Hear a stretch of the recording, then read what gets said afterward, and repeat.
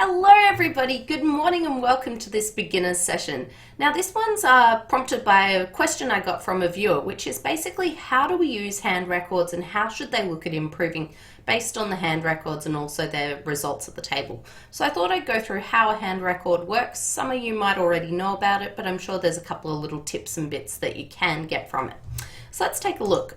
Now here I've got a hand record that's from an Australian event. Now they're a little bit different to the ones that they have in the US. Personally, I like ours a little bit better. I just like the layout a bit. I find it a bit easier to visually look at, but that might just be because I've grown up with it. So let's take a look at what information we have on a hand record.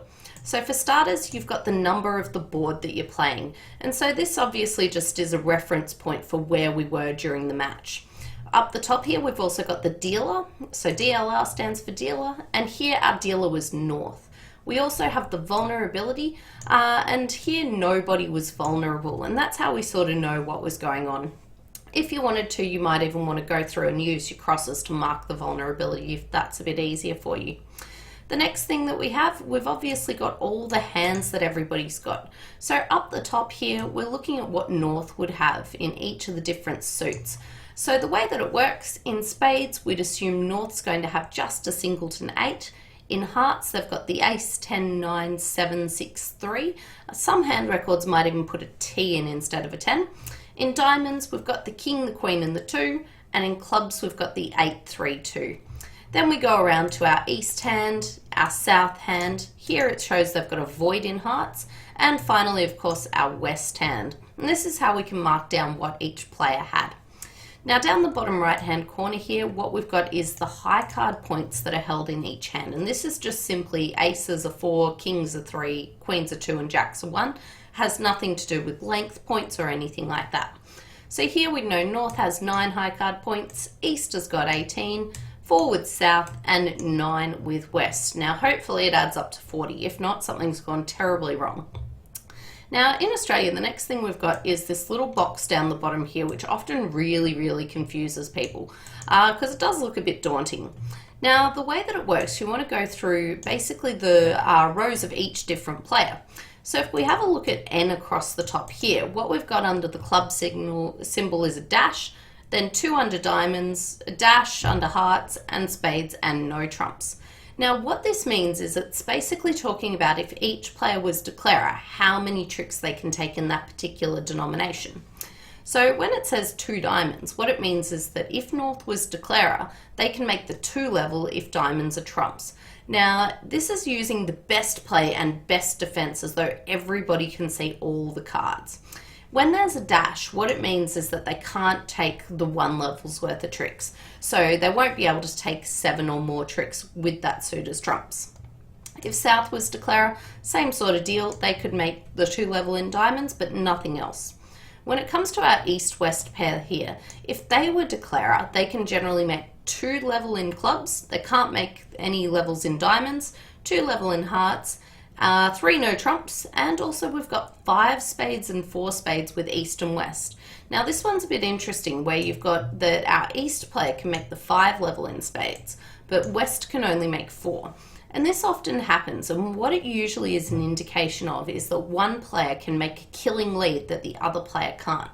So here what we can see is that if north is on lead, what they can do is they can lead a heart, and against spades, our south player is going to be able to trump a heart. And that'll be basically what the difference is. The difference is that some player can lead something that the other player can't. Here, if south was on lead, they can't lead a heart to their partner to get the ruff. So that's where you work out the difference. Now, in Australia, this thing's notoriously overused. And the reason for that is that a lot of people use it as an indication of what absolutely should happen at the table. But it's really not. It's more meant to be a guide. Now, the reason for that is I mentioned that everybody declares and defends as though they can see all 4 of the hands. This means it assumes that declarer does something crazy like drops a singleton king offside rather than taking a finesse. Also, it assumes you get all your finesses right and basically that you play the best line of play. I'll have you know that a lot of the time what ends up happening at events is you'll have sort of expert players sitting around a hand record wondering how on earth they can make that many tricks in a contract, or how on earth the contract can be defeated. So this is generated by a computer program that looks at the absolute best declare play and absolute best defense, and it assumes that everybody can see all 4 hands. So it's a good guide, but it is something that does need to be, I guess, checked in line a little bit, because often people just look at it and go, well, I should have made that contract. But on a normal line of play that isn't a computer generated line, often it's not going to be the case. So that's how an Australian hand record works. And I'll just zoom out a little bit and we can have a look at how it would look for the rest of the hand record when we do see the full hands. Sometimes there'll be 3 across, sometimes there'll be 4 across. But if you've played a bit on BBO, it should be a little bit familiar with how the hands are set up on BBO as well. Now let's take a look at, I think, what's often used in North America. Obviously I'm not from North America and I've played a little bit over there, but I can't remember too much about the difference in the hand records. But it's a pretty similar layout to start with. Up the top here they've got still that South deals and both are vulnerable, so that layout's a little bit different.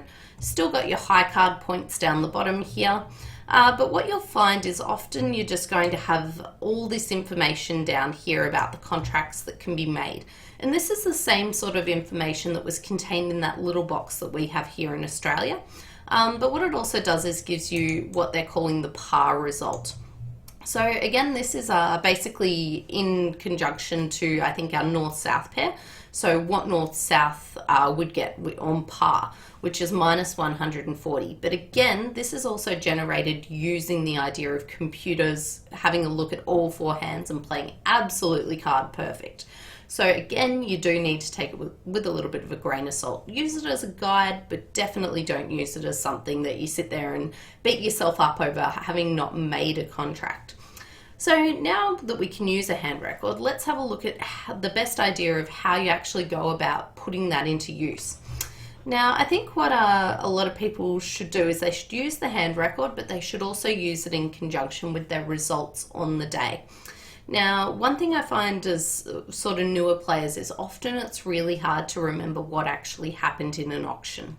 Maybe what you should do is try to pick sort of 2 or 3 boards throughout the day and try to, at the end of a round, if you've got a bit of extra time, go through and write down the auction. If you're playing against more experienced players, you might even be able to ask them sort of at board 2 what actually happened there. Now, when you have a look at your results page, you'll often get to see the comparisons with other people. And the best thing to do is look at, I guess, the boards where you don't do so well. And what you can do is start to see the differences. Was it because you didn't bid high enough on the board, or was it because you didn't take as many tricks as the other players? And then what you can do is you can go back to your hand record and use that as a reference to connect the dots. A lot of the time I find with newer players, the areas that I guess let them down a little bit are if they're underbidding, and so they're avoiding game contracts that other people would get to. This can especially happen if the opponents start to overcall in your auctions, where you miss a good game contract because you couldn't cope as well with that interference. Often defense is also an area that sort of newer players do get let down a little bit in, and that one's a much trickier one to look at when it comes to, I guess, the hand records and the results. But if you find in defense that you're not taking as many tricks, maybe if you can look back and try to remember what the lead was, that'll often sort of prompt you to, I guess, try to start to figure out the play. But often what I'd suggest is maybe have a look at sort of 2 or 3 hands and try to write down the auction while you're actually playing at the table. Well, not playing at the table, but after that particular round. Now, one thing I do with quite a few partners of mine is that after I play a session, what I'll do is I'll send them a bit of an email, and they'll do the same to me. And that'll have some things that they thought we did well during that session, and also some things that we thought we did poorly. If you can remember specific hands, it's also a really good opportunity to basically ask about what happened on a hand, or make some comments about what happened on a hand. And I find that this works a lot better than actually having a discussion at the table, because if you're having a discussion at the table, a lot of the time it's going to take up more time and you're going to find that you're playing slowly, and also it's just not as enjoyable. So I'd say try to keep discussion during the hands to a minimum. If you really want at the end of the round, have a bit of a chat about them, but often it's good to sort of walk away from your opponents and sort of, I guess, do it in private if you've got a little bit of extra time. But more often than not, what I like to do is wait till the end of the session and then sort of have a chat about it at the end of the session, or if you want to get away, send an email a little bit later. So I guess with hand records, they are a really good guide, but a lot of the time they don't tell the full story about what actually happens on a bridge hand. And that's because of the fact that computer analysis is looking at the absolute best declarer play and defense that can play. Okay, let's get into some commentated play. So I hope you enjoyed that and maybe learned something a little bit new. All right, so here we go. 2 hearts to me, opposite a past partner. So the 2 heart opening by East, they're just showing it as a weak 2. So they've got sort of 6 to 9 points, and they've got a 6 card suit in hearts. Now here, what have I got? I've got 12 high card points by the looks of things. I've got a perfect hand shape for a takeout double. One thing that might turn people off a little bit is that singleton king of hearts. Now, I am still going to make a takeout double. This would definitely be sort of on the minimum level, but what I want to do is basically try to get my partner involved in the hand. I'm not too worried about a singleton king. It's not something I like to have, but I definitely don't want to pass here. And their partners raise them to 4 hearts. So we're just going to let the auction finish there, and that's going to put me on lead, and I have a horrible, horrible, horrible hand to lead away from. I don't want to lead away from my ace of spades, that's for sure. I don't particularly want to lead away from a diamond. Leading away from jacks isn't something I particularly like. And then I've got this king third as well. I'm going to settle on my king third. You might want to lead a diamond, but in terms of which diamond to lead, probably the 9's going to be best, sort of treating it as though it's an interior sequence. But all in all, this is a horrible hand to lead away from. Much prefer something else. And this is probably one of those situations where I really didn't want to have led a spade. Have a look at the singleton in dummy. Imagine if declarer had the king as well. I'd never get to win my ace. So here they're playing a diamond, and I know a fair bit about the diamonds because I've got 5, West has 5, means there's only 3 left between North and East. I dare say what's going to happen now is East is probably going to basically end up winning their diamonds, drawing some trumps, and then getting to set up some pitches. So we'll see what happens. They're getting away to it pretty quickly. Okay, there we go. They're dropping my singleton king. So this is one of those things I mentioned, that what will happen during the hand records is they'll pretend they do drop a singleton king offside, and that's what's happened. Now, here I know that basically my diamonds, I really want to keep them because I might end up needing to guard that diamond suit. What I'm going to do is start to get rid of spades at this stage. The 8 of trumps 1, the jack of trumps 1, and we knew they had a 9 card fit, so I only had 1. My partner's now out of trumps. Okay. This is a pretty sad story for me today, I must admit. And they're going to play all their hearts and a diamond. And they did take the finesse. And this is all very, very sad. I don't even think I'm getting a spade. In fact, I'm not. They're all getting pitched. So very sad day. They took 13 tricks on that one. I could have held them to 12 if I had let out my ace of spades, but that wasn't going to happen. Let's see if I can get the analysis up. Okay, that doesn't seem to be working. But we'll see what everybody else did on this one. So basically everybody's playing in 4 hearts. Someone got all the way to 4 no trumps, which didn't go very well for them at all, because what ended up happening was, of course, that North-South could win some spades. So everyone ended up in 4 hearts, and lots of people still doubling on my hand. I mentioned that it's not such a great 12 count, but at the same time you still want to be able to get in there and compete. Someone ended up bidding to 4 spades by North and getting doubled and going down. Now, at this vulnerability, this isn't such a bad thing. They did go down 3, which means it was 500 points, but against the 450 or 480 that the opponents score in 4 hearts, it's not that bad a score. At match points, it's not particularly good, but having sort of that big fit, it doesn't work out too badly. At imps, you wouldn't be unhappy with it. Okay, so let's have a look at our next one.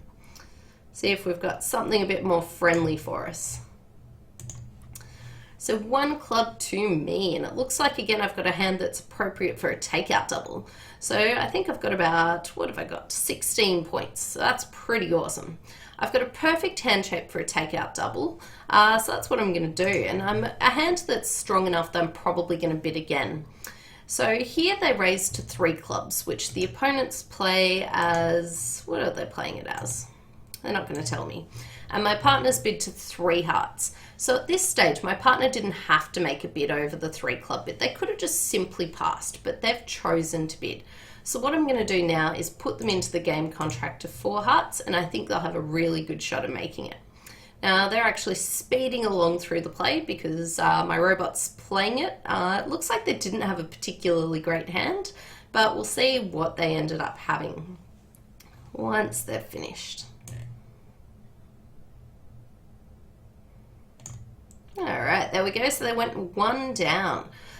So here, this is a hand. They had a 4 count and they had a singleton. I think this 3 heart bid is a little bit aggressive by my partner. Normally, I'd like them to have a little bit more in the way of points to make a bid here. So when they do make a bid, what they're basically saying is that opposite my sort of opening hand, they'd like to play a contract at the 3 level. So if I've only got an opening hand, they're judging their hand as worth about sort of 7 points, 4 high card points and 3 shortage points. So we might only have sort of half the points in the deck, and they're still trying to play at the 3 level. I think normally you'd probably want a few more points here, maybe counting your hand as something like worth 9 or 10. If you had a long suit, say a 5 card suit, it does become a little bit different because you know you're going to have a good fit. But generally, I think my opponent or my robot was a little bit aggressive. Let's have a look at what the other tables did. So there were lots of 4 spades making. That's interesting. So 4 spades ended up making where 4 hearts goes down. This often is the case. So what ends up happening is that if we play in our spade contract rather than our heart contract, we do go a bit better. So we've got the fit in both of them. We've got an 8 card fit, and it just so happens that one of them plays better than the other one. And let's see why that is. So what ended up happening in a 4 spade contract, they led the king of clubs, and that was taken by the ace, and now they started to draw around to trumps, set up some diamonds, and play some more trumps. So at this stage, all they're going to simply lose is 1 diamond, 1 spade, and 1 heart. When we have a look at what ends up happening in our heart contracts, so we'll find my score. We'll see what happened here. So a spade lead by the opponent, and this would be what is the killing blow, because what's going to happen is they'll probably end up getting to rough one. Okay, so the king of spades. And they won the ace, and now they gave their partner a ruff. So at this stage, what will happen is that they've definitely got a diamond to lose, and also 2 hearts, the ace of hearts and a ruff, and also a spade. And that's why we find that we go 1 down in 4 hearts rather than actually making it. Just wondering if there's anything my partner could have done. They've got a big worry that they don't really have entries. If they started to play on trumps, they might have been in a better spot, but they always had to lose 2 hearts and also a spade and a diamond. So 4 spades, much nicer contract than being in our hearts. Okay, let's see our next one. Alright, so this time I'm first to go and I'm dealer. I've been picking up some pretty good hands, at least an opening hand. So here I've got 12 points. I'm just going to start off with 1 spade and see what my partner has to say. Now the robots play this as a conventional meaning. So what my partner's promising me is they've got 4 or more spades and 13 or more points. So we definitely need to go to game.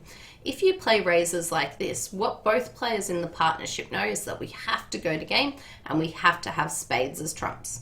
Now I'm not sure what they play the other bids to mean, so I want a way to tell my partner that I've got basically a weak hand. How do I do that? 12 to 22 total points. Okay, so I can either show them a singleton.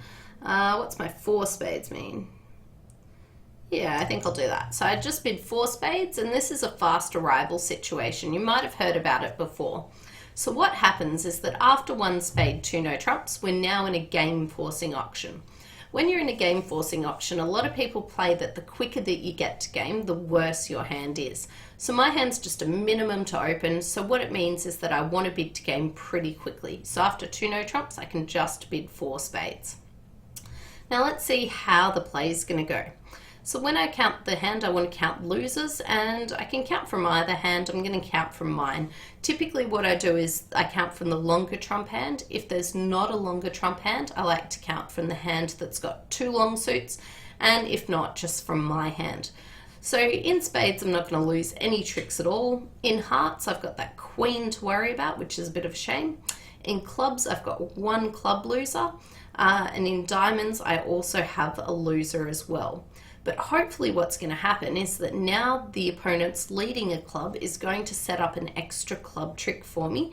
And what I'm probably actually better counting from my partner's hand at this stage. And what I'm kind of hoping is that I might be able to discard their losing heart, the 3 of hearts, on a club trick eventually. So just losing 1 club, but what I'm going to do is set up an extra club winner because I've got the power of the jack and the 10. I will have some problems in diamonds. Hopefully my diamond's going to be on side, but overall I think I should be in a good position. And at this stage, I definitely just want to play the 4 from the dummy. If I play the 10, I'm going to be wasting it. What I want to do is force East to play an honor. And if they don't play an honor, I'll get to win a really cheap trick with my jack. If I played the 10, it'd now be captured by the queen, and I might not necessarily get to set up an extra trick. Okay, great. So what I've done, I've won that one, and now I know I can set up an extra winner in clubs by letting them win the king. And then when I win my jack, I can discard the 3 of hearts. So I've got no reason to draw trumps, and one of the first things I always do, count how many trumps the opponents have. So here I've got 10, it means they've only got 3. Just as a general principle, I like high cards towards little cards, but it won't matter too much on this hand. So they've only got 1 left now, and I can draw that. It doesn't matter which of my high spades I play. What I'm going to do now is straight away knock out the king of clubs. So the opponents get to win the king of clubs, but now what I can do is on my jack of clubs, I can discard North's 3 of hearts. They've played the queen of diamonds. It's not looking like such a good position for me. I basically need to put in the king. It's my only chance of winning a trick with it, and it got captured by the ace, which wasn't really a surprise. So I will lose those 2 diamonds, but that's going to be basically all that I lose now, because what I can do, I can end up playing my jack and discarding a heart. And at this stage, I'm in a really good position. All I'm going to do is basically have my partner's hand become good. So I'll claim that one. Beautiful. Right, let's have a look at how the others went. Now I did get a very friendly lead from the opponents. So if we have a look at it, I picked up 5.9 imps for that one, which is pretty good. And a lot of people were in 4 spades making, but some people went down in 4 spades. Now let's see what happened to the people who went down in 4 spades. Now if you get a diamond lead like happened here, you can't do the maneuver which I did, which was set up that other club and then use my jack of clubs to discard a heart. And the reason is this is what we call sort of a frozen suit. It's a suit where I can't attack it myself. I need the opponents to attack the suit for me. So what ends up happening on a diamond lead, which I really like the diamond lead, I think the West Robot got off to a much better lead here. The top of their sequence, I just can't do the work. So if you take a look at it, they just keep playing diamonds. And now you're in this horrible position. You can draw trumps, but you can never set up that second club. And the reason for that is they'll probably do it now. If they play out the 10 of clubs, goes the queen and it gets captured by the ace, but now the jack can get captured by the king and the 7 can get captured by the 9. The way that it worked when the opponents played the suit is I never had to have my 10 get captured. I could just play low at trick 1. So a bit unfortunate there when they did get a diamond lead, which I think would be the best lead on the hand. You've got a sequence, you need a really good reason not to lead your sequence. There's some poor bugger who got all the way to 6 spades. That's a little bit too high. All right, so let's have a look at our next one. A diamond by my partner and past me. Now I've got a really nice hand here. I know that we want to go to game somewhere, at least game, and I'm just going to start off by telling them about my hearts. Really nice hand. And partners bid spades. So at this stage, I've got to start to think about what my options are and how I can tell partner about my hand. Now I think the robots play a convention called fourth suit forcing, where what I can do is bid 2 clubs, which is a way of telling my partner I've got enough for game, but I don't know what to do. And now my partner's come back and bid 3 diamonds. Now here it's interesting. What I know about my partner's hand, they could have just bid 2 diamonds. So they're telling me that they've got 15 or more points. They've got less than 18 total points. They're forcing to game, but my 2 clubs was forcing to game. And they've got 5 diamonds and also they've got 4 spades, at least that many. They probably don't have a stopper in clubs as well because they might have bid no trumps themselves. So I know my partner's got 15 to 18 points. What I want to do is add them together. So here I've got 9 and 8, I've got 17, and I know that with my partner's 15, we've got at least 32. We won't have a fit anywhere because of the fact that partner's got 5 diamonds and 4 spades, and I've got the other 2 suits. Typically these hands don't play particularly well opposite each other, where we've got what's called misfitting hands. We're going to play no trumps, but it's just what level of no trumps to go to. I probably will end up bidding to a slam contract, just knowing that we do have basically our 32 points at least. But I wouldn't be surprised if it was a slam contract that didn't have all that much play because of the fact that we do have a misfitting hand. So what I'm going to do, I'm just actually going to bid 6 no trumps. I know that we're not missing 3 aces. I also know with my partner's hand that there's not going to be particularly any chance of a grand slam. Okay, so 6 no trumps. Let's see how we're going to go. Now, partner's got a 5-4-2-2 hand shape. Not particularly unbalanced, but hopefully we're going to be able to salvage enough tricks. So here let's have a look at the tricks that we're going to be able to take.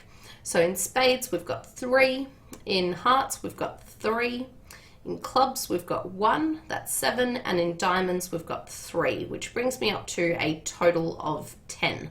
So it looks like I've got a lot of work to do on this hand. Hopefully what's going to happen is that basically my heart suit could happen to break 3-3. If that happened, I'd just be home for my 12 tricks straight away. Otherwise, I'm going to have a fair few problems. So what I might need to be able to do, my problem here, I mentioned with misfitting hands, I've basically got limited choices in terms of setting up extra tricks for our side. Unfortunately, I won't be able to set up any extra, well, I could set them up, but I'm going to have to lose tricks before I set up diamonds. So what will happen if they break 4 and 3, I'll have to lose one before I can set up one. But the problem is I only set up 1 extra trick in diamonds, and I need to set up 2 tricks to be able to make my contract. In clubs, no hope at all. So basically this will often come down to me just being able to, I guess, basically win, banked on the fact that hearts are 3-3. There's a couple other fancy options, but it's not looking too good for me, I must say. So what I might do is just sort of start to test out what's going on. All right, so I do know that hearts are at least going to be 2 and having 4 with the other player. It's probably looking like the case now, just based on the lead. So they did lead the jack of hearts. They've got the 10. They don't have the 9. Because I led hearts, hopefully, well, they probably should have at least 4 of them. So this isn't looking particularly good for me. So what do I want to do next? Now, it's a hard situation here. What I might potentially want to do is sort of cash out some of my other cards, but I'm going to test out the hearts. And basically, I think I'm resigning myself to going sort of one down in this contract, but we'll see what happens. Okay, so now what I know is that West does happen to have the 4 hearts, which is a bit unfortunate for me. So what I might do now is start to work on diamonds. And now I can cross over to the diamond, or the spade, sorry, and play some more diamonds. Always important to count if you've got sort of 2 suits. So here now what's happened, I know that diamonds aren't going to be any worse than sort of 2-5. Okay, so it looks like East is going to have the long card in the diamonds. So what I'm going to do now is play another diamond, set that one up. But unfortunately it's not looking too good for me here. And I want to keep an eye on if West ever discards a heart. Now the best thing for the opponents to do is play a club here. And at this stage I'm in a fair bit of trouble, because basically I know I'm going to have to lose the last trick, unless something particularly good's happened somehow. And it looks like basically our West player has discarded their heart and they get to win the Jack of Spades. So one down. I'm not all that surprised about it, basically because of this idea of a misfitting hand. I had such a nice hand, but it's just the case where they don't particularly work very well together when you do have misfitting hands. So here, also my partner described their hand as 15 to 18. It does have a length point in the points in their suit, but what happened was our points just didn't work particularly well together. If you change their Queen of Spades around to just being simply the Jack of Hearts, this contract would have had much more play. So let's see what everybody else did. Lots of people in 3 no trumps making +1. Someone got to make +3 in 3 no trumps. I would have liked to have had that been me. And basically we sort of had some other people around in sort of 3 hearts. Definitely would want to get to game there. It looks like they had a bidding misunderstanding. And someone got all the way to 5 hearts, which it isn't a nice spot to be, but it makes. Okay, on to our next one. And I think I've got to sort of get a wriggle on here. That ended up losing a 6.7 imps. So the robots are in the lead. Alright, so this is the worst hand I've had so far, just a 10-point hand. So it looks like this one's going to be over to the robots to play. A diamond pass a heart. Now I'm happy with them playing in hearts. Whenever you've got the opponent's suits, you just simply have to basically pass. If you want to bid them again later, you can, but you've got to pass to start with. So 2 no trumps by them so far, and that's where they're playing. Interesting. 2 no trumps, not a contract I like to be in personally, so very happy that my opponents are in it, and I've got to decide what I'm going to do here. Now, I'm pretty tempted to actually maybe try leading a heart, and this is based on the fact that I know East has got 4, but if my partner's got an honor or something, it is going to be quite a good position for me. So I'm going to lead a heart, even though it's a little bit risky because the opponents did bid it. But you never know. Hopefully it's going to set up some tricks for our side. If I wanted a passive lead, I'd just go with sort of the 7 of clubs, but I'm going to give a heart a go. And which one to lead, who knows? I'm going to try the 4, hoping that my partner's got sort of an honor. The 9 could definitely be right here, but basically I'm hoping that my partner's got everything. And it doesn't look like they do at all. And I might have given away sort of a cheap trick, so we'll see what ends up happening. Basically from the count on the hearts, we know the partner's got a singleton, so that's not looking too good. And we know that our West player has a reasonable hand here. So what have they got? They've actually got a 13 count that didn't want to accept the invite by East. I find this a bit funny. I probably would have just accepted the invite with the West hand. You've got a 5-card suit. You've got 3-card support for partner, so I probably would have just accepted that invite. And why aren't they playing? Normally the robots are particularly quick, so I wonder what's happened here. There we go. Okay, so they won the 10. That's a bit of a shame. And now everything's going well for them. It looks like they really should have been in 3 no trumps here. especially on my lead that was a bit helpful. And at this stage I could take my ace. What do we want to do now? Alright, so trying to plan out the play. Basically I know they're going to be able to sort of set up their hearts. One thing I want to do is I want to give them some issues with their communication. So I'll win my ace now, and that means that if I knock out an entry in the east hand, they're going to basically potentially have some problems getting backwards and forwards. So basically what I might do now is come out my queen of diamonds, and now I'll basically be forced to switch to a club, which is a little bit risky because I know that the east robot still has something in clubs, or they wouldn't have played this hand that way. So they unblocked the ace of clubs. Let's see what we know about the points. So they had to have the queen of hearts. They're likely to have the king of spades because partner didn't win it, so that's 5. In diamonds, they rocked up with, which honor was it they rocked up with? The king so far. So that's 8. And they've also, yeah, so they've basically got the king of clubs, and that sort of might be it. Okay, so partner had the ace diamonds. And this isn't looking too great for me at all, is it? At this stage, my hearts are basically good. They won the 10, but it's not going to matter at all. Partner's got the diamond, and there we go for them making 10 tricks.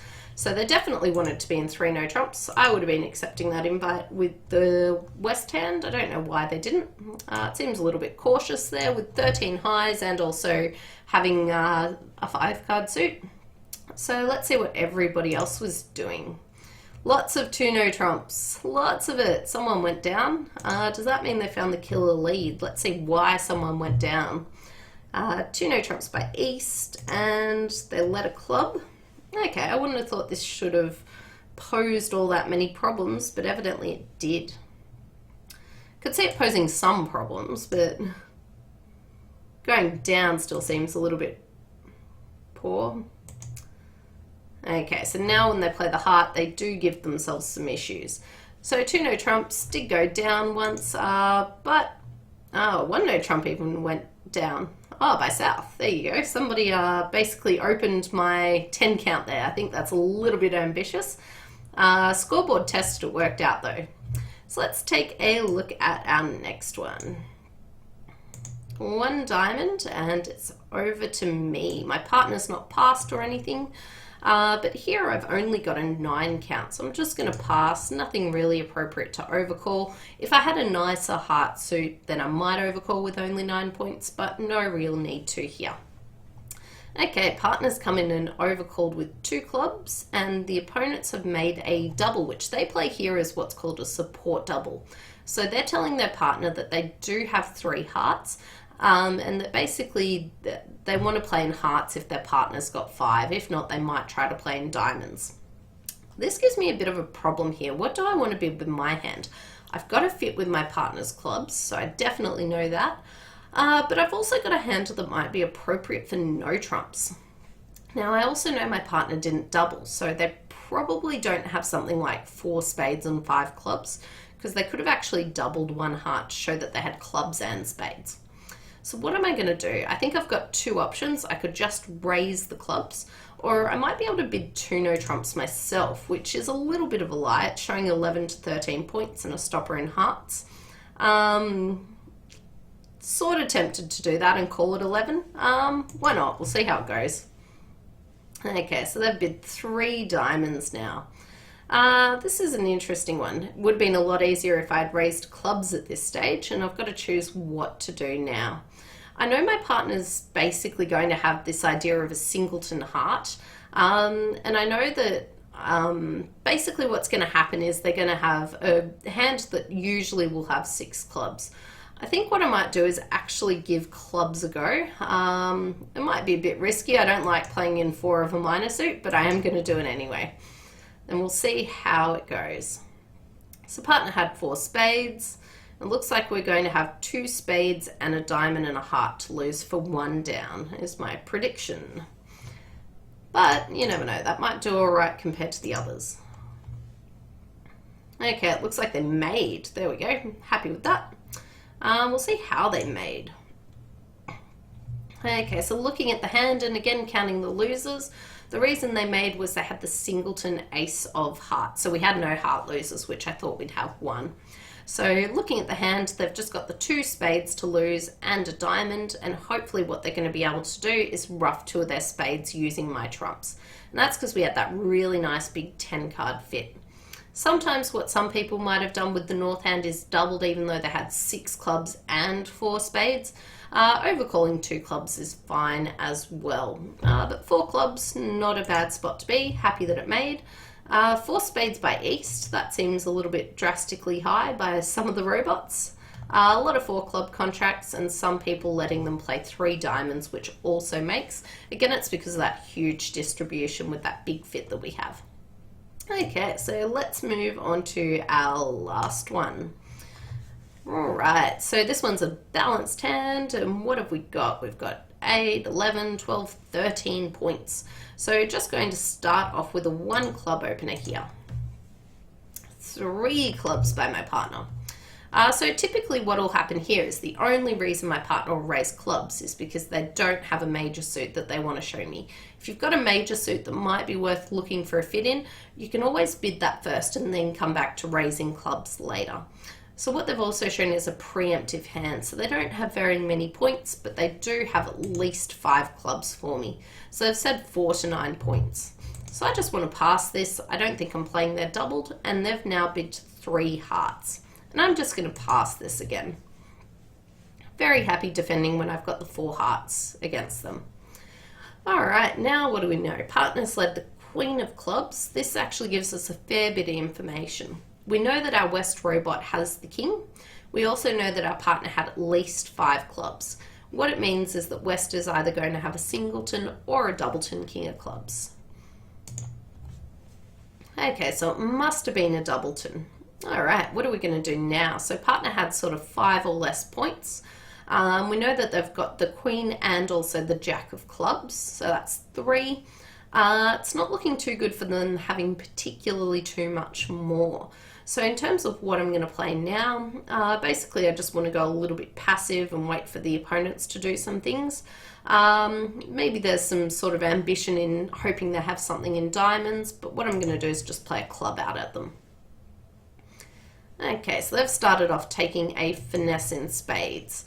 Now, one thing I wouldn't be too surprised about is if the opponents are going to try to play sort of a cross-ruffing line here, where what they might do is they might sort of look to ruff spades with the west hand and ruff diamonds with the east hand. Hopefully I'm going to be able to over-ruff the east player here. One thing I know though is that basically I don't want to play a club at this stage, or I am going to end up giving them a ruff and discard. I'm actually going to come out with a diamond and see what happens here. Probably won't matter which one, I would have been giving them the finesse anyway. There we go, partner had the jack of hearts.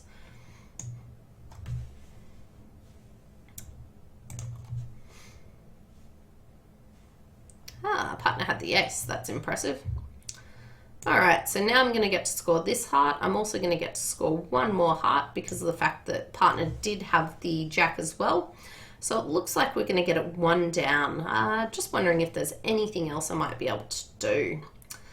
Ruff and discard probably won't hurt too much. I'm just going to come out a heart. I don't think it's really going to matter at this stage about sort of what happens. Alright, now what to do from here?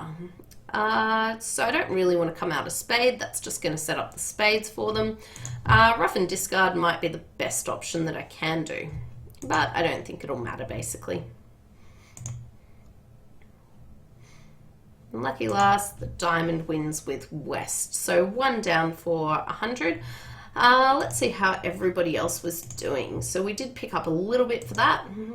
3 to hearts, down 1, down 2 at some tables.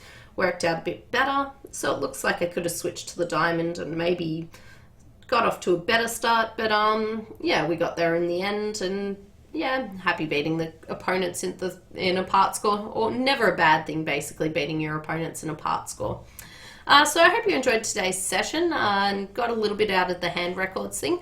I do hope that what you're doing with your hand records is basically using them as a guide, but taking them at a pinch with a little bit of salt, basically, because what ends up happening, do bear in mind, it is computer analysis that is working out what those contracts are. They're good for a reference, but they're not the be all and end all. I do hope that it's much warmer where you are at the moment than what it is here in Australia. It seems like all across the east coast it's freezing. Melbourne's particularly bad and wasn't particularly happy getting up this morning in all the cold.